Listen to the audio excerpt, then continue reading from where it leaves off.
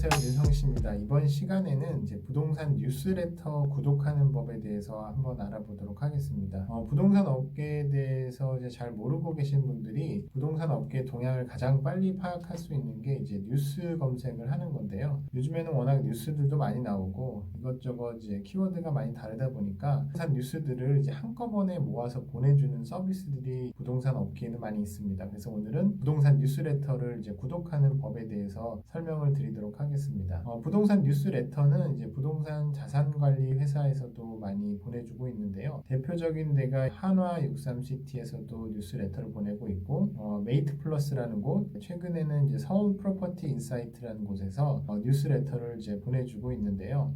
이제 뉴스레터의 주소와 신청 방법에 대해서는 제가 이 영상 하단에 설명하는 부분에 신청하는 법에 대해서는 자세하게 써놓을 테니까 한번 읽어보시면 좋을 것 같고, 뉴스레터를 이제 받아보게 되면 뉴스가 상당히 잘 정리가 돼서 오게 됩니다. 그래서 이제 그런 뉴스들을 보면서 동향을 파악하시면 좋을 것 같은데, 뉴스들이 워낙 많다 보니까 이거를 이제 읽기만 하면 끝나는 게 아니고, 부동산 같은 경우에는 뉴스레터를 가지고 이제 활용할 수 있는 방법들이 많이 있습니다. 예를 들면은 이제 뉴스레터에 왔던 어떤 뉴스가 나왔다, 어떤 빌딩이 매각이 됐고 새로운 뭐 서비스를 제공하고 있다, 이런 뉴스가 나오면 가장 좋은 거는 그 뉴스가 나온 현장에 방문을 해보는 겁니다. 그래서 과연 그 뉴스가 어떻게 해서 이렇게 신문까지 나오게 됐는지 가서 직접 현장의 분위기를 한번 느껴보는 것도 뉴스레터를 활용하는 방법 중에 하나이고요. 두 번째 이제 활용법을 말씀드리면, 이제 뉴스 같은 경우는 이제 기자분들이 어떤 정보를 가지고 그거에 대한 의견을 이제 기사로 게재하게 됩니다.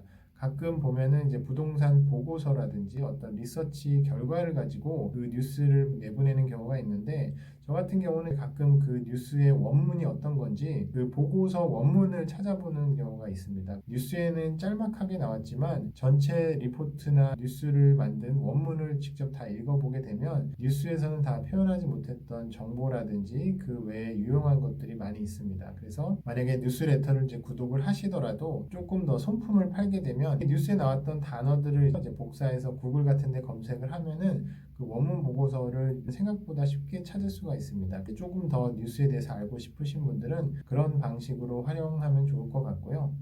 마지막으로 뉴스레터도 귀찮다, 조금 더 편리하게 매일매일 뉴스를 받아보고 싶다라고 하면은 구글의 알림이 기능을 활용하시면 좋습니다. 구글 알림이 기능 같은 경우에는 내가 원하는 키워드, 예를 들어서 키워드를 상업용 부동산이다, 빌딩 매각이다 라고 이렇게 키워드를 입력해 놓으면 구글이 자동적으로 알아서 뉴스를 검색해서 매일매일 지메일로 뉴스를 보내줍니다. 이렇게 활용을 하면은 내가 원하는 키워드에 대한 뉴스를 받아볼 수 있기 때문에 이제 굉장히 편리한데요. 물론 이제 단점도 있습니다. 매일매일 뉴스를 보내기 때문에 뉴스가 많은 경우에는 중복으로 와서 너무 많이 읽어야 되는 경우도 있지만, 시간이 바쁘거나 키워드 중심의 뉴스를 보고 싶으신 분들은 구글 알림이 기능을 활용하시면 좋겠습니다. 오늘은 이제 뉴스레터 활용하는 법에 대해서 말씀드렸는데, 영상 하단에 그 뉴스레터 신청하는 곳이 있으니까 여러분들도 부동산 관련 뉴스레터를 신청해 보셨으면 좋겠습니다. 감사합니다.